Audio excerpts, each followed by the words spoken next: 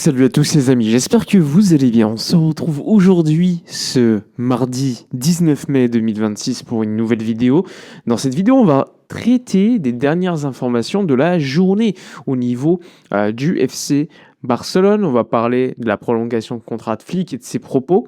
On va aussi parler de Fermín López, malheureusement. On va aussi parler des dernières rumeurs concernant le poste de numéro 9, une clarification également sur le dossier Alessandro Bastoni.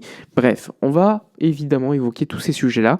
N'hésitez pas, comme d'habitude, dans l'espace commentaire, à donner votre avis, à liker, commenter, partager, booster également la vidéo afin de améliorer le référencement de celle-ci et pouvoir me soutenir. Si vous voulez, vous pouvez également vous abonner à ma chaîne Twitch. Tous les éléments seront en description de cette vidéo afin de pouvoir interagir lorsque je lance des lives pour parler du Barça, pour parler du foot de manière générale.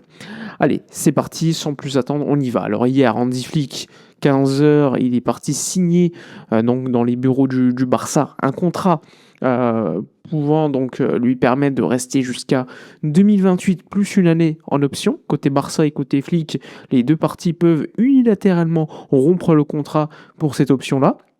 Donc Flick reste avec beaucoup de motivation, il en a parlé en interview post-signature, il a dit ma motivation évidemment c'est de gagner encore plus de trophées et surtout le rêve, la Ligue des Champions. Donc ça c'est vraiment l'objectif numéro 1 mis en avant par le coach Flick lors de cette interview avec le club. Il a également expliqué qu'il se sentait bien. C'était le bon endroit pour lui, le bon moment, qu'il y avait une connexion avec les fans, la ville, le staff, le coach, enfin tout le monde, bref. Même le président qui lui donnait une confiance aveugle, qui lui permettait de travailler tranquillement, et que c'était le parfait environnement pour bien bosser. Et donc Flick continue du côté du Barça pour au minimum contractuellement 2 ans de plus, voire 3 en cas de levée de l'option supplémentaire du côté du Barça ou d'Hansi Flick. Ensuite, Fermín López, malheureusement, communique Petres qui est tombé hier dans la journée. Le joueur espagnol s'est fracturé le 5e métatarsin, donc le pied, lors du match avant-hier contre le Real Betis. Il est sorti à la mi-temps avec des douleurs. On pensait que c'était pas très grave, donc il n'est pas rentré en seconde mi-temps parce qu'il avait toujours mal. Ensuite, les tests ont été effectués hier et malheureusement, les tests ont montré une fracture, donc il sera absent. Il sera absent pour la Coupe du Monde. On parle de 2 à 3 mois d'absence pour Fermín López. Donc, pas de Fermín pour la Coupe du Monde. C'est un gros coup dur pour lui. Parce qu'en plus, je pense qu'il aurait été titulaire pour le début de la Coupe du Monde. Quand tu sais que Nico Williams, Lamine et d'autres joueurs ne sont pas au niveau attendu pour le début de la compétition parce qu'ils seront de retour de blessure ou pas en rythme, c'est une grosse perte. Grosse perte pour l'équipe d'Espagne et Luis de la Fuente. Évidemment, on aura hâte de suivre la liste de cette équipe espagnole parce qu'il y a quand même du talent. Mais au fur et à mesure, il y a de plus en plus de blessures. Donc attention. Côté mercato, vous le savez, on en a parlé de manière générale. Option A, Julián Álvarez, très compliqué. Option B, João Pedro, malgré la réunion avec son agent, très compliqué. On a vu que João Pedro, il va pas au mondial, il va pas jouer la Ligue des Champions la saison prochaine. Donc ça peut être un argument de plus déjà pour que la valeur du joueur n'augmente pas pendant le mondial. Donc ça c'est plutôt positif. Maintenant, a priori, selon Fabrizio Romano, Chelsea n'est pas prêt de vendre le joueur. Donc il devrait, sauf surprise, rester du côté de Chelsea. Ensuite, à l'option numéro C, selon les médias, c'est Lautaro Martinez. Moi, je me suis renseigné un petit peu. On me dit que Lautaro il est intransférable du côté de l'Inter de Milan, qu'il est heureux là-bas. Donc ça te permet d'écarter une énième piste. Il n'y a pas grand monde comme numéro 9 qui reste. On parle beaucoup de Victor Osimhen, mais selon Sport, ils ont sorti un article hier. Bon, un article qui n'est pas toujours très fiable, mais qui faisait le résumé des 9 dispos. Il disait qu'Osimhen ne faisait pas consensus au sein du club, que Galatasaray avait déjà payé 75 millions d'euros et que forcément ce sera encore plus cher. Ensuite, t'as qui ? T'as des joueurs qui sont pas non plus dingues. T'as Vlahovic qui est libre de tout contrat, mais gros salaire, prime à la signature, pas un joueur fiable qui se blesse beaucoup, des histoires un peu bizarres en Italie. Bon, moi, perso, j'irai pas dessus. T'as qui d'autre? Bah, t'as des joueurs qui forcément ont été transférés l'année dernière. Malheureusement, c'est des joueurs qui l'année dernière, beaucoup de neufs sont partis, que ce soit Benjamin Sesko. Perso, je l'aurais pas recruté, mais c'est pour vous dire que tous les neufs ont bougé. Alexander Isaac, Ekitike, Gyökeres, tous les joueurs comme ça, les neufs, l'année dernière, c'était le moment en fait. C'était le moment. Sauf que maintenant, bah, vu qu'ils ont bougé, c'est quasiment impossible de les sortir de leur club. Et donc forcément, parce qu'ils sont blessés ou parce qu'ils sont pas en forme ou peut-être pas réussi à montrer lors de leur première saison le niveau attendu, bah, le Barça est dans une situation où tu regardes le mercato des neufs, tu as Julián Alvarez qui est intéressant, Lautaro, João Pedro, mais bon, tellement le marché des neufs est vide, entre guillemets, bah déjà c'est trop cher, ou leur club veut les garder, ce qui est légitime, hein, on va pas se mentir.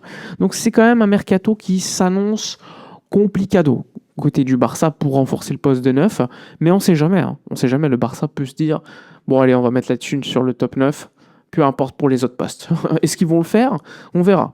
Mais en tout cas, quand tu analyses le marché des transferts, c'est inquiétant. Tu regardes Takita, ils ont contacté l'agent de Muriqi, ils ont contacté l'agent de Sorloth, mais c'est des joueurs, ça c'est des alternatives au poste de neuf, quoi. C'est pas des titulaires, attention. Est-ce qu'ils vont se dire Ferran, on met titulaire, on amène un Sorloth ou un Muriqi? Oh les gars, ce serait flippant. Franchement, ce serait une catastrophe.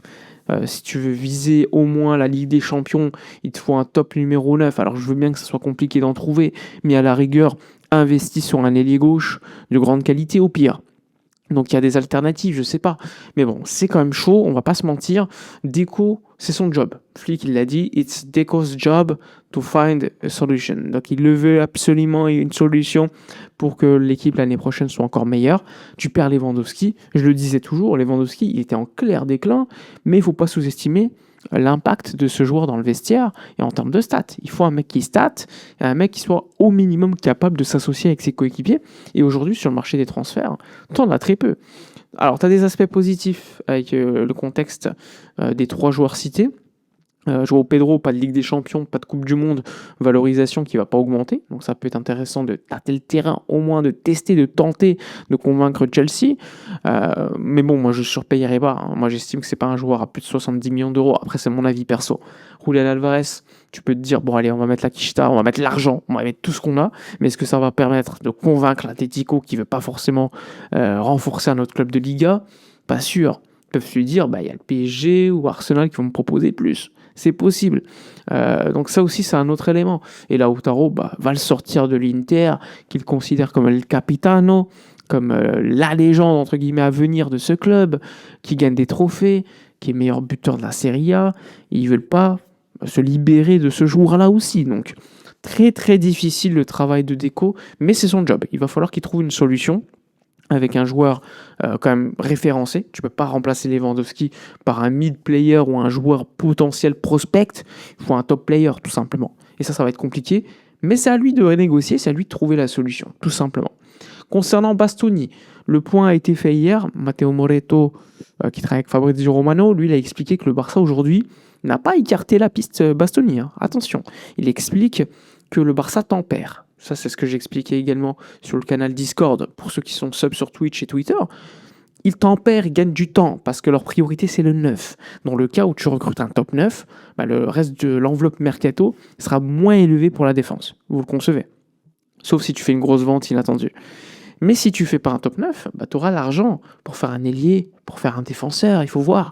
Donc dans ce cas-là, le dossier Bastoni pourrait se réactiver. Aujourd'hui, disons qu'il est en stand-by. Il est en stand-by parce que l'Inter demande au moins 60-65 millions d'euros. Selon Matteo Moretto, le Barça estime que la valorisation est trop élevée. On le sait, Bastoni, c'est ce prix-là, c'est 60. Peut-être que le flic considère aussi que le profil du joueur n'est pas ce qu'il attend. Parce qu'il attend un mec beaucoup plus défensif qui va au duel, ce qui n'est pas forcément l'une des qualités de Bastoni, qui est vraiment un joueur élégant, qui va sortir les ballons balle au pied avec la passe, mais pas forcément un joueur qui va défensivement gagner ses duels. Hein. On regardait les stats, c'est pas un défenseur qui gagne beaucoup de duels en termes de pourcentage par rapport à d'autres.